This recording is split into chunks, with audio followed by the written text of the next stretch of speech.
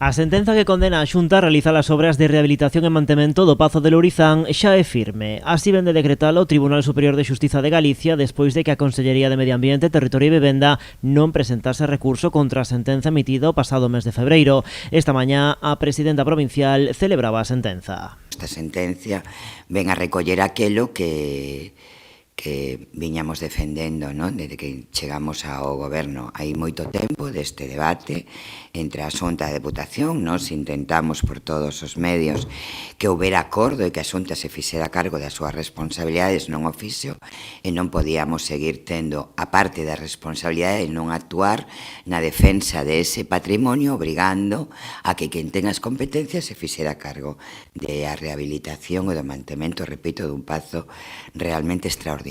Non? Ademais, o Alto Tribunal Galego dá un prazo de 10 días á Xunta para que cumpra cos contidos a sentenza que a obriga ao cumprimento do convenio asinado coa Deputación no ano 91 sobre a restauración e mantemento do inmoble. Os convenios teñen rango de norma, é dicir, obrigan ao cumprimento do que se establece, verdad?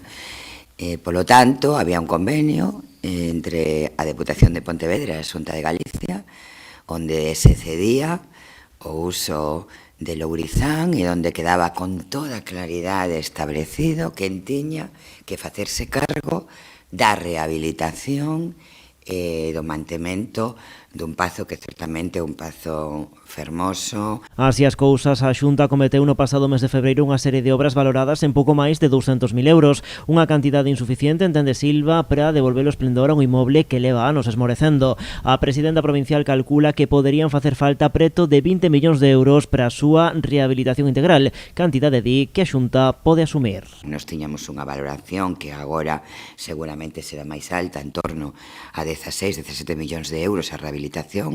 Poderemos estar hablando en torno a 20 millóns de euros. A Xunta ten capacidade para poder facelo e eu que espero é que proceda a facelo de forma inmediata, non? Que teñen recursos, capacidade económica para poder facelo e iso sería unha gran noticia. E insta o próximo presidente da Xunta, Alfonso Rueda, que como pontevedrés non se esqueza da súa obriga de rehabilitar o Pazo.